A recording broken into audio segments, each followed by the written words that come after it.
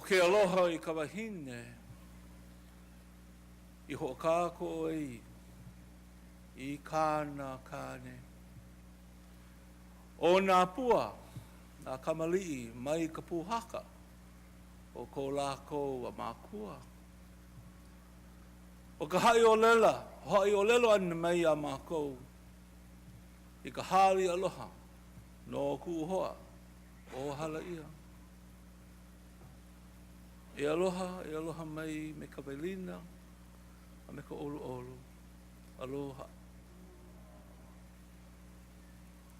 It gives me great pleasure to share with you remarks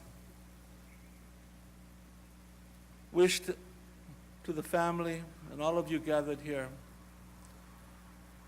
to their support and of course the sharing of your love to John Van Dyke.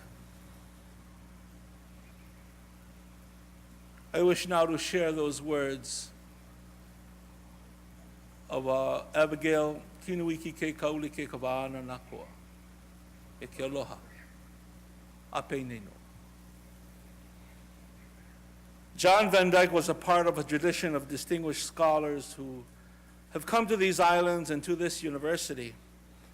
However, in so many important ways, he set himself apart from those he followed and set an example for those who will follow him. He came with extraordinary credentials, so have others. He came with boundless energy and enthusiasm for his new home. Again, so have others. He was a remarkably productive academic who inspired his students and produced a wealth of professional and popular writing which gained international attention and praise. Again, so have others. We look back over the decades, remembering and recognizing what set him apart. John Van Dyke played a critical role, perhaps indispensable is a better word, during a critical time in the history of our people. When he joined the university in 1976, the seemingly relentless tide that had been eroding the Hawaiian culture and the legal rights of our people seemed to be turning. However, what we now call the Hawaiian Renaissance was yet in its infancy.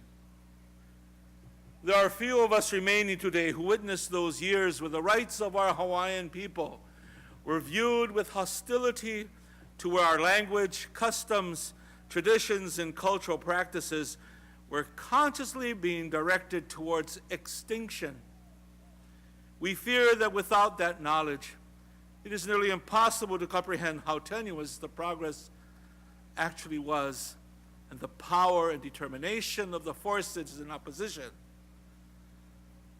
John Van Dyke understood Hawaii's history. More important is that he understood what it would take if the future was to be different from the past. He fully knew the dimensions of the challenge. He persevered, immersing himself in broad study, bringing the highest level of thought and scholarship to everything he did. His work brought fairness to the legal environment in which matters vital to the restoration of what was lost and the preservation of what remains would be determined. Few scholars have had the impact of John Van Dyke during their lives. Rarer still is someone whose contributions will carry on into the distant future, well beyond not just his life, but beyond the lives of everyone gathered here today. We are saddened. His passing is a loss for many. It is particularly painful for his wife, Sherry, his daughter, Michelle, his son, Jesse, and Eric. Indeed, we extend our deepest aloha to you. That sadness is mixed with the deepest gratitude for what he did and for what he has left us. For in addition to his writings, he left a legacy in those he taught and guided, and we look to those who learn from him to carry on in that legacy. Side note, and we all saw that today for those who stood up. Mahalo nui.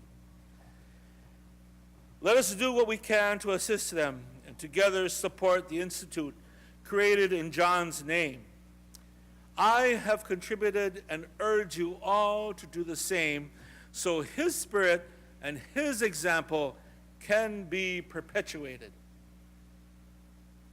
A life far too short, but one indeed lived to the fullest. Aloha, pumihana, John. Abigail, kinuiki, ke kauluki, kavana nakoa.